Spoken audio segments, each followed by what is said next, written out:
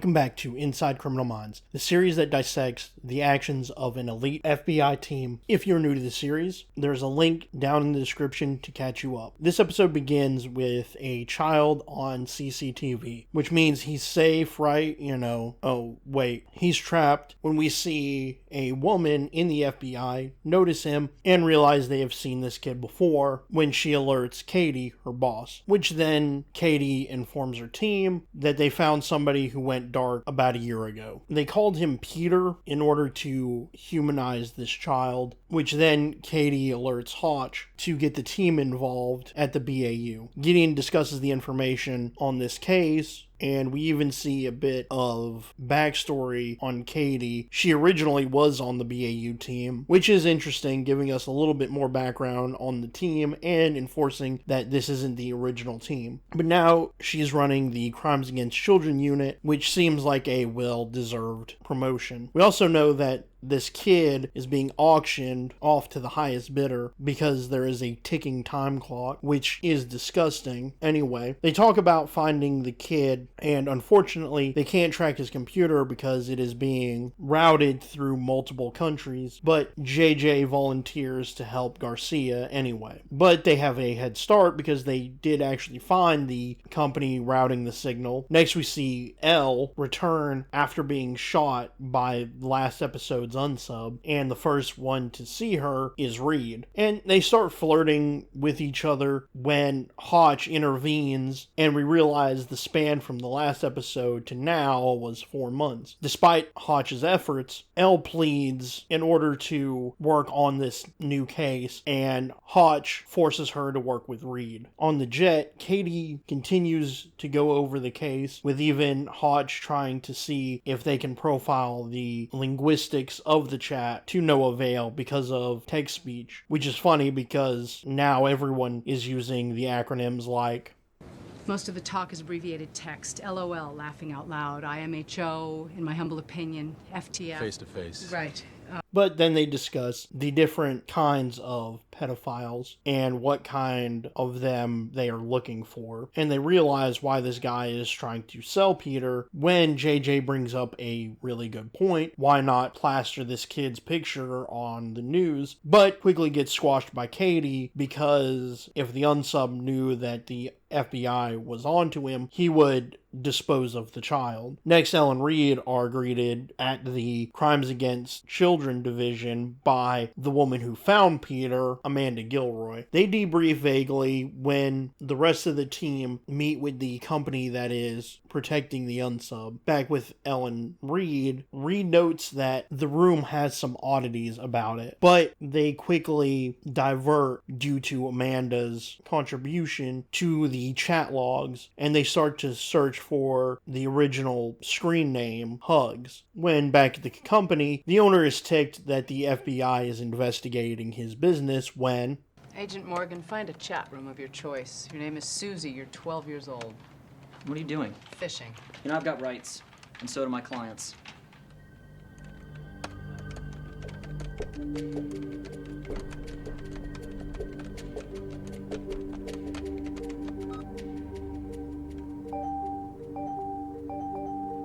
That's the sound of pedophiles looking to hook up with a 12-year-old girl named Susie. And shortly after, Gideon says, "There's a little boy for sale on one of your sites.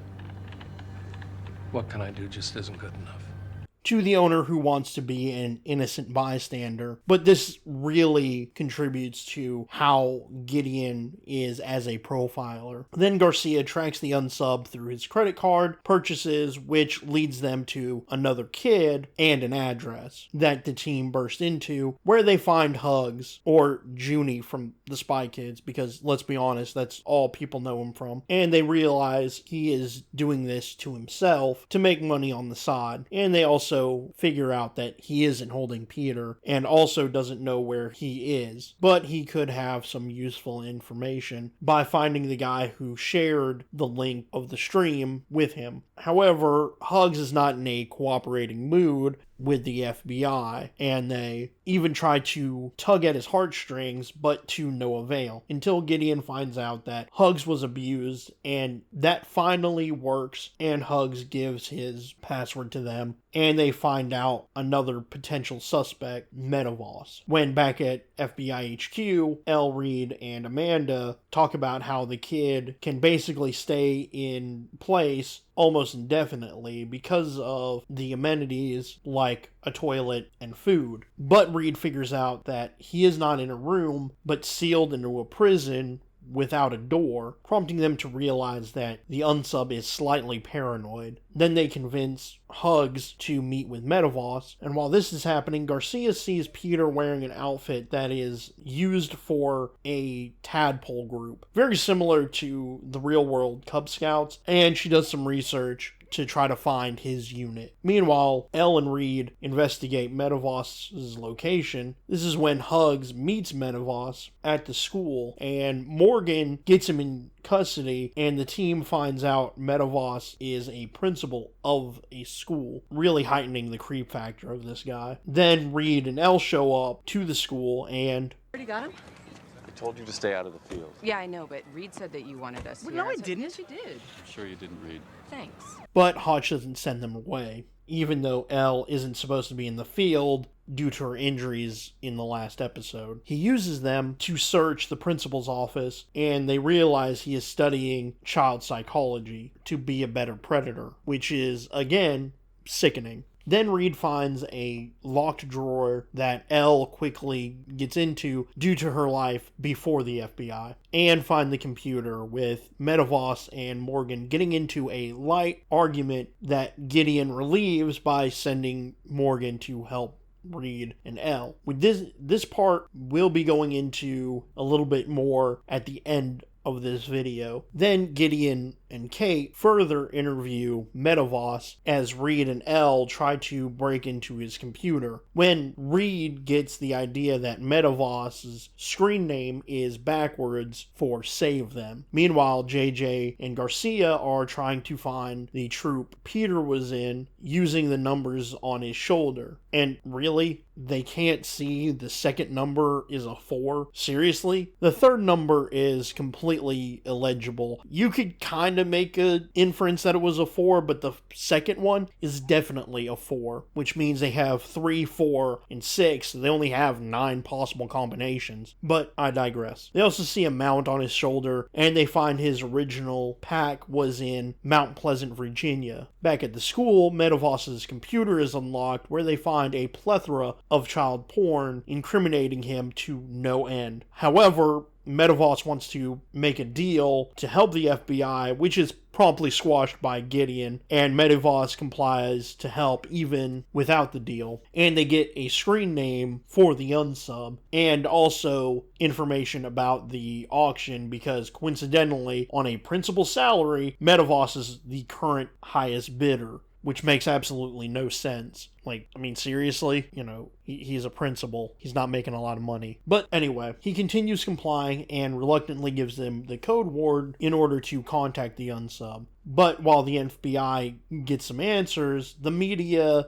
outs their plan and forces the unsub to stop broadcasting, and makes the team infer that Peter is about to die. But thanks to some quick thinking on JJ's part, they create a cover story on the fly and broadcasts it in order to dispel the unsub's fear by telling the world that they are looking for a completely different kid in a completely different part of the world. And thankfully that works, and the unsub brings the website back up. However, this only gives the team 1 hour to find where Peter is. And while the team is going to Mount Pleasant, Katie brings up a good point when she gave herself permission to give up on this child. And in my opinion, she did the right thing. Unfortunate, yes. But how can you keep working on a case that provides no more evidence. And subsequently, how many kids did she save because she put this on the back burner? Yeah, it's a weird way of looking at it, but it's the truth. Next, Elle, Morgan, and Reed talk with the church affiliated with the Tadpoles that almost goes nowhere until the priest uncovers a photo of Peter and his friends and find out that his name is Charlie. Meanwhile, Gideon, Hotch, and Kate question the administration at the school, and they find out Charlie's last name is Sparks. Unfortunately, this is when the time runs out, and they have to figure out where Charlie is as soon as possible. This is when Reed brings up something very important, that Charlie's environment changed, meaning possibly Kate was so close to catching the unsub, and now is a lot more cautious. Next, we see the unsub using a hammer to break Charlie out of the wall, and while this is happening, Kate calls Amanda in order to narrow down the suspect list. This is where they get the number one suspect that they track down just in the nick of time to stop the sale. Also, another instance of a skinny white guy trying to outrun Morgan. They just never learn. Kate finds Charlie in the trunk and safely brings him back to the BAU, where they interview the unsub and find out Charlie's real name was Dustin, allowing Garcia to find the family. And after the interview,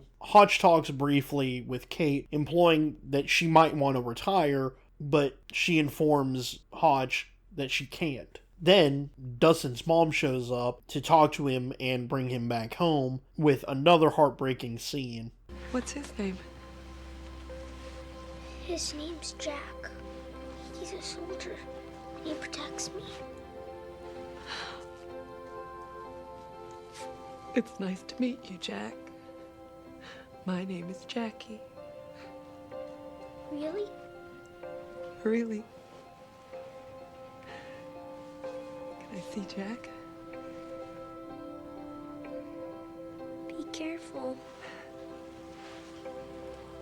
This episode was an interesting one. I consider this to be the first true episode of this season because the last episode was just the second part of last season's finale. And it's just an okay episode. Nothing too crazy happens, but an interesting foreshadowing with Morgan being a little bit more rough with the unsub and Metavoss. And this becomes very apparent in the future. The episode Profiler Profiled, which will make more sense as the season unfolds. Thanks for watching. If you want to learn about what happens to somebody when they lose their job as a spy, check out Burned Notice. Link in the description. And as always, please like, share, and subscribe.